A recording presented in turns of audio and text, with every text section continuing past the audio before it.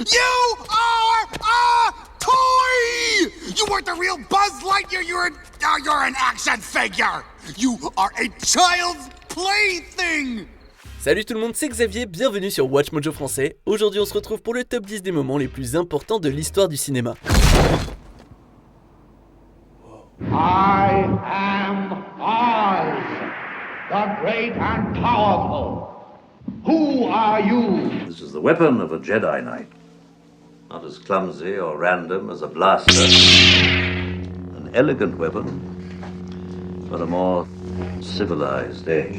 Pour cette liste, on va se pencher sur des moments spécifiques ou plus généraux du cinéma qui ont marqué l'histoire du média. Alors à votre avis, quel est le moment le plus important? Dites-le nous dans les commentaires. Allez, c'est parti. Numéro 10, Bullet Time, Matrix. L'un des films d'action les plus influents jamais réalisés, Matrix a connu un succès surprenant en 1999. Nombre de ses scènes et citations sont devenues des icônes culturelles, notamment la célèbre séquence dans laquelle Neo esquive les balles des agents.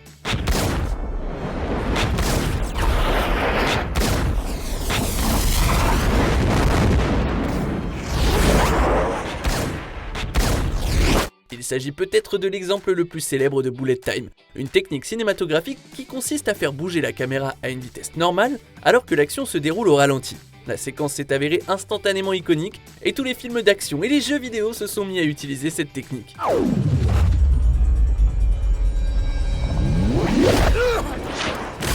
Le Bullet Time a été largement utilisé dans le jeu Max Payne de 2001, tandis que des films comme Charlie et ses drôles de dames et Wanted, Choisis ton destin présentaient une réalisation similaire à Matrix. Le Bullet Time a aussi été parodié dans des films comme Scary Movie ou encore Shrek.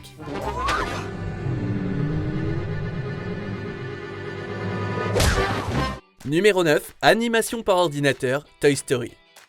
Le genre de l'animation n'a plus jamais été le même après 1995. Réalisé par une petite société appelée Pixar, Toy Story a ébloui les critiques avec son animation par ordinateur révolutionnaire. Stranger from the outside. Elle a non seulement donné au film un aspect unique à une époque où l'animation était dessinée à la main, mais elle a également permis d'accomplir des prouesses incroyables, impossibles à réaliser autrement. Le résultat est un film magnifique et incroyablement unique qui contient des éléments d'un cinéma légitimement brillant. Alright, that's enough. Look, we're all very impressed with Andy's new toy. Toy? T-O-Y. Toy. Excuse me, I think the word you're searching for is Space Ranger. La technologie a été utilisée par les développeurs de jeux vidéo et les ingénieurs en robotique, mais surtout, elle a marqué un tournant dans l'histoire du cinéma. De plus en plus de sociétés ont commencé à utiliser l'animation par ordinateur, notamment Disney avec Chicken Little en 2005. Chicken Little! What is it? What's going on? The sky is falling! The sky is falling! Numéro 8, Gollum, le Seigneur des Anneaux les deux tours. La création de Gollum a été un processus assez compliqué. La créature elle-même est générée par ordinateur, avec Andy Serkis pour la voix et la capture de mouvement. Master should be resting. Master needs to keep up his strength. Who are you? Mustn't ask us, not his business. Cependant, Serkis était aussi physiquement présent pendant le tournage pour aider les autres acteurs dans leur performance. Le Gollum en image de synthèse était rotoscopé sur Serkis en post-production.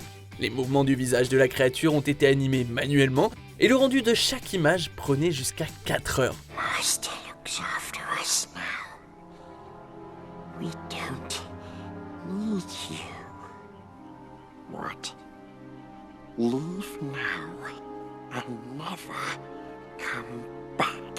Cette méthode de réalisation d'effets visuels a été largement adoptée après la sortie des deux tours, Serkis devenant lui-même l'acteur de capture de mouvement par excellence à Hollywood. Il a depuis joué, si on veut, King Kong, César, le chef suprême Snoke et Baloo, entre autres. I saw what all masters live to see. Raw, untamed power. And beyond that, something truly special. Numéro 7, première femme réalisatrice, Le Marchand de Venise. Lois Weber est l'une des réalisatrices les plus influentes de tous les temps. En 1914, elle est devenue la première femme américaine à réaliser un long métrage en co-réalisant une adaptation cinématographique du Marchand de Venise, aux côtés de son mari, Phillips Smalley. Malheureusement, le film a été perdu depuis, mais ce n'est pas la seule chose pour laquelle Weber est connue. Weber worked on every stage of her films.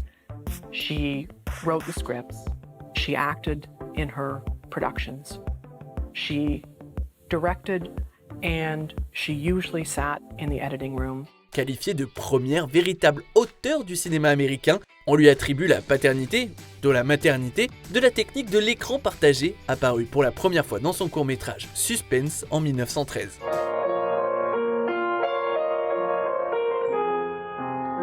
Lois Weber a travaillé ensuite pour Universal, devenant la réalisatrice la mieux payée avec $5 000 par semaine, environ $120 000 d'aujourd'hui quand même. Et en 1917, elle a créé Lois Weber Productions, devenant ainsi la première femme à posséder un studio de cinéma.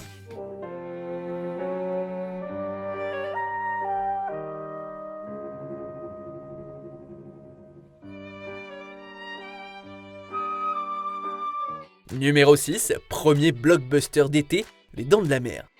Universal avait une grande confiance dans le film de Spielberg et a lancé une campagne de marketing massive pour le promouvoir.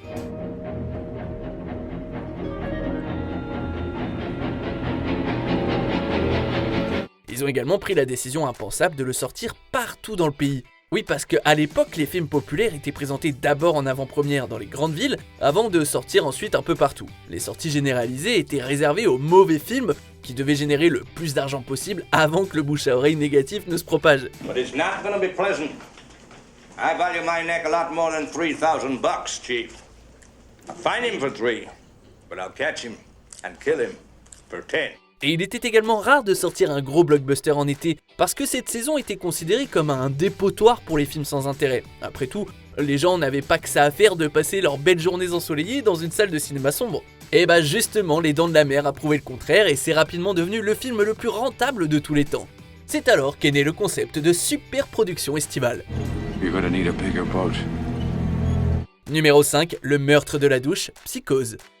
C'est sans doute la scène la plus célèbre de l'histoire du cinéma. Le meurtre sous la douche de Psychose est devenu un élément emblématique de la culture populaire. Et il l'est toujours plus de 60 ans après.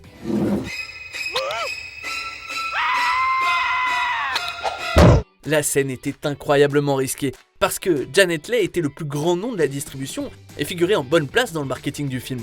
Son meurtre rapide a donc forcément choqué le public et totalement renversé les attentes préconçues de l'intrigue, contribuant ainsi à la réputation d'Hitchcock en tant que maître conteur, même si l'histoire était adaptée du roman de Robert Bloch.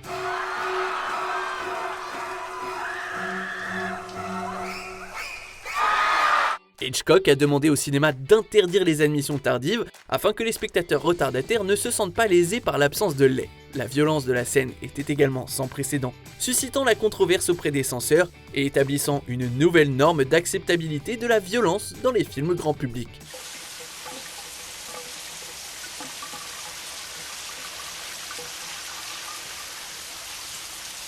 Numéro 4, effets spéciaux et Technicolor, Le Magicien d'Oz. Toto, I have a feeling we're not in Kansas anymore.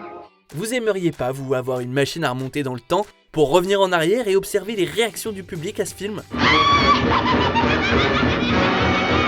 Le Magicien d'Oz a été salué à l'époque pour ses effets spéciaux révolutionnaires, dont la plupart impressionnent encore aujourd'hui. On notera en particulier l'utilisation de latex mousse pour les masques du lion et de l'épouvantail, mais peut-être plus important encore, le film a été remarqué pour son utilisation révolutionnaire du Technicolor.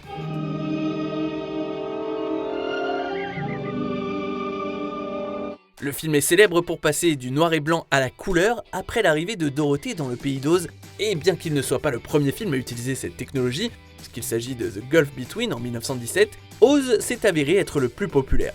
L'histoire des effets visuels peut être divisée en deux périodes distinctes, avant et après le Magicien d'Oz. No, I know we're not in Kansas. Numéro 3, animation traditionnelle et Disney, Blanche-Neige et les 7 nains.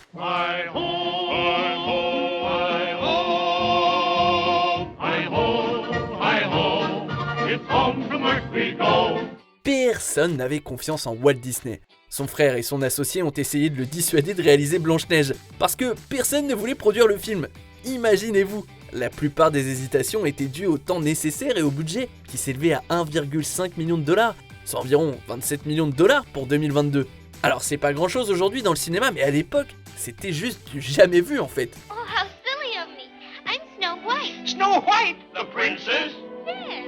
Disney a finalement dû hypothéquer sa propre maison pour financer le film, Mais le stress en valait la peine. Non seulement Blanche-Neige s'est avéré être le tout premier long métrage d'animation, mais il a contribué au financement des Walt Disney Studios qui ont acheté leur studio de Burbank avec les bénéfices du film. Ainsi, grâce à Blanche-Neige, la formule Disney est à la fois née et perfectionnée. Wishing apple? Yes. One bite, and all your dreams will come true. Numéro 2, premier film de science-fiction, Le Voyage dans la Lune. Réalisé par Georges Méliès, ce film est considéré comme le premier exemple de science-fiction au cinéma. Il est largement inspiré des œuvres De la Terre à la Lune de Jules Verne et Les Premiers Hommes dans la Lune de H.G. Wells.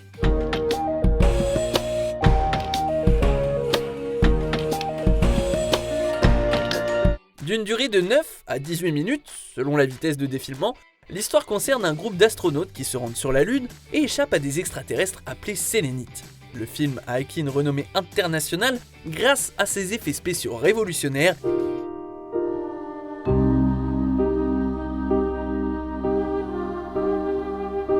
et à sa narration inventive. Il a non seulement été une œuvre de science-fiction extrêmement influente, mais il a également contribué à populariser le concept même de narration au cinéma. Le film reste aujourd'hui un divertissement exceptionnel. On ne peut qu'imaginer l'expérience de le voir en 1902.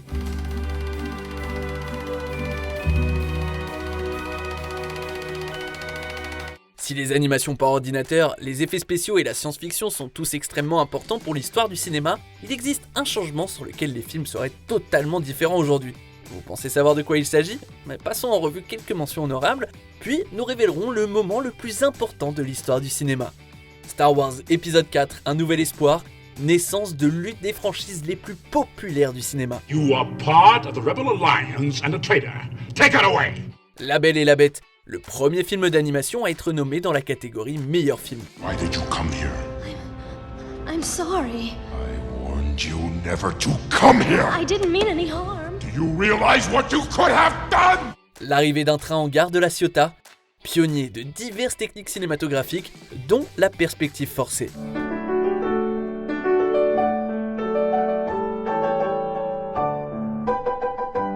Parasite, premier film non anglophone à remporter l'Oscar du meilleur film. 나름 운치가 있네. 정원에는 비가 촤. 우린 위스키를 촤. King Kong, le climax de l'Empire State Building est emblématique avec un stop motion révolutionnaire.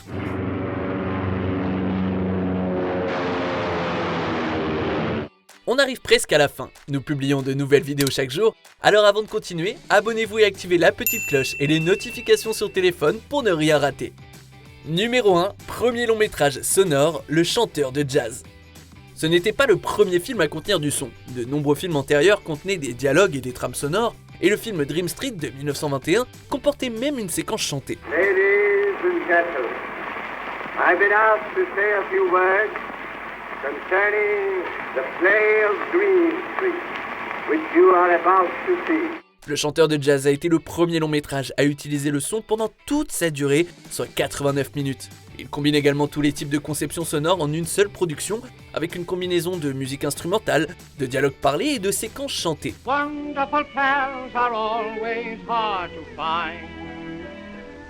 Some folks have one.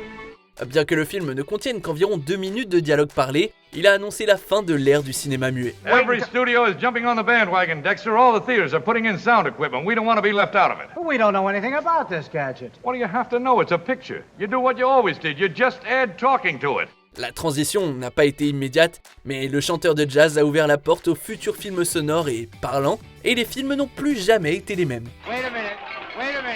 You ain't heard nothing yet. Wait a minute, I tell you. You ain't heard nothing.